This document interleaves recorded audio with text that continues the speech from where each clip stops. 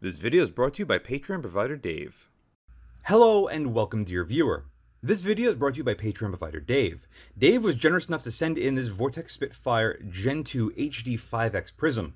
He also sent this in along with something else that goes with it. In fact, it was a one-piece unit when I got it. A Vortex Venom Red Dot 3 MOA. Now, there will be some snippets from this video that's also going to include this. Not right now, but in the full review, this will also be included with that. This one's going to get its own video, as well as this versus the Venom 6 MOA. But anyway, to answer all your questions about what red dot's going to be on top of this when you see it, it will be this Venom 3 MOA. Anywho, what do we have here? We have a $450 5X Prism Optic. I'm not the biggest fan of prisms, but that's just me. A lot of people love them. They've served in the military for a very long time, and they just work for a lot of you. The back has all the information you're going to need to know. It comes with both a low mount and a lower 1/3 co-witness mount. Opening the box, you'll see that we find an instruction manual and a very nice layout to what this prism sits in. Going through this real quick, everything over here are all the numbers that are going to work out for us. We're going to see if that truly is 10.3 ounces. There are all the features and controls on it. This does have auto shutoff. Does feature a really nice BDC reticle. I kind of like this a lot. There are what all your hash marks and subtensions are going to relate to out of a 5.56 or 223 load. What are they running? They're running at standard 55 grain full metal jacket boat tail at 3,050 feet a second, and they want your main crosshair to be zeroed at 50 yards. So there you go. And everything else back here is pretty rudimentary, so I can throw that off to the side. A little cleaning cloth, a little adjustment tool, and down here is going to be our low mount. I do not have this on.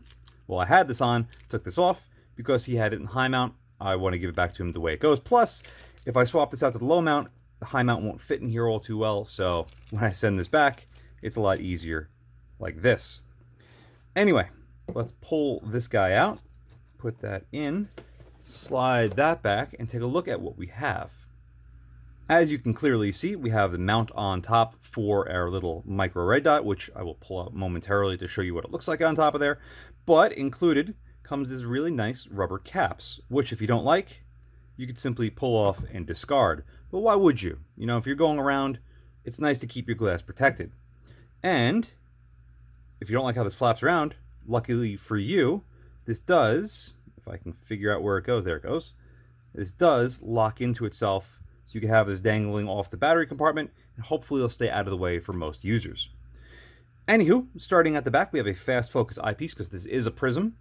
The whole thing about a fast focus eyepiece is that it adjusts the sharpness of the reticle to your eye, nothing further. I'm going to make a video series about going over the anatomy of an optic. Yeah. Getting tongue twisted, but that'll be coming very soon. So for right now, what does a rear focus eyepiece do? It adjusts the sharpness of the reticle to your eye. All the way out, quarter turn in, there is a substantial amount of wiggle back here, more than what I was expecting. This feels like it'll rock loose. I'm sure it won't, but there's way more there than I would like to see. It is, however, very smooth, but I'd take coarse and hard to turn and tight over any other sort of fast focus eyepiece, but that's just me. With the included tool, we're going to adjust both the elevation and the windage turrets. You can clearly see one click is 1 MOA, which would be about 1 inch at 100 yards, or ½ inch at 50 yards. Use that same sort of math all the way out to as far as you would like. Anywho, up and right. So there's nothing on the turrets themselves. They are nice and low profile. They're not going to get caught up on anything. That's really slick. So not very audible, but very positive. Once you click it, you know you're there.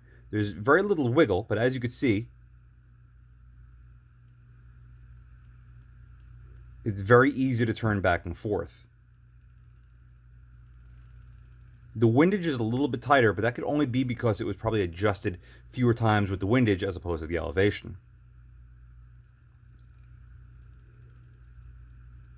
In the grand scheme of things, these are perfect. You know exactly when it goes click. You can feel it, you can hear it, and you can kind of sort of see it. It's really hard to line up these hash marks because of how small they are. But for the vast majority of people out there, these won't cause a problem, and I highly doubt that they're going to jump due to recoil or dropping. So, perfectly adequate. While we're over here, let's take a look at the battery compartment. This claims to have a standard CR2032 battery, which it does, and it fell out in my hand. One of the reasons why I don't like these compartments. You usually see these compartments with these 3 dimples in the middle without any sort of captive spring for the battery in cheaper stuff. Talking like $250 and cheaper, like the Strike Eagles have this sort of battery compartment. And those are about the $250, $300 mark. This thing's almost $500 and it has a really cheap battery compartment in here. Again, why do I not like this as opposed to ones that have a captive spring? As you just saw, I'm opening this thing up. Maybe the battery falls out, it pops out, it gets caught on the spring, it gets carried off. Guess what? If you're in the woods or something like that, and you lose that battery, you don't have a spare, you now no longer have illumination. Congratulations. However, for the vast majority of you, and for most people, this is going to be fine. I haven't had any issues as far as any of these compartments not working, with the exception of the Primary Arms Micro Prism 1X. But that was because I didn't have it tight enough. But you can watch that video to hear more about that. Other than that, these are fine. There is a small O-ring back here, but it is very, very small. So something to keep an eye on. Make sure it doesn't get caught, doesn't get ripped, and, go missing. It'd be hard pressed to like look at that and glance and go, oh yeah, there's an O-ring there. It's kind of hard to see. But let's see if we can feel that as we screw this down. For maybe like quarter of a turn, yeah, about a quarter of a turn, you can kind of feel that snug up. Alrighty, so I'm giving you guys a bit of a sneak peek, Jesus Christ, of the Vortex Venom Thurium Micro Red Dot. And I have to say, it's pretty damn nice. It is made in the Philippines, so it's not Chinese made, but it's also not Japanese or American. But the Philippines usually make pretty good stuff. And you know what? So far, it's really, really nice. Battery compartment is on top, so you don't have to worry about constantly removing this to change the battery. However, this does not take standard CR2032 batteries. This takes a much smaller battery. I think it's like a 1060 something. I don't remember the number, but it's much, much smaller. So you kind of have to wonder about battery life on these things. Anyway, we're not talking about this Micro Red Dot. We're talking about this prism. And as you can see, we have the 4 dowel pins in the corners. They're going to line up. And the 2 threaded holes with stainless steel thread certs. So when you torque this thing down, these little tiny screws are going to go hard steel to probably more than likely stainless steel for those thread certs, not the aluminum. So you shouldn't have to worry about pulling these threads out if you accidentally over torque it. As you can see, it goes on nice. I wouldn't call it snug. It's a very good fit though, because there's no real wiggle. A little bit in the back, but I'm talking that's probably like a half a thou or so. Anywho, take the again included tool from Vortex for the prism, and you can get both of these on there like so. I'm not going to put both of them on, only because one should be enough to hold it, and now you have a cool combination. It's really nice that Vortex included this top mount to be machined for, well, especially their Micro Red Dots, because a lot of people have been running a prism like this, especially like a 5X or larger, and a Micro Red Dot. The 5X is great if you're looking for a shot on a man-sized target.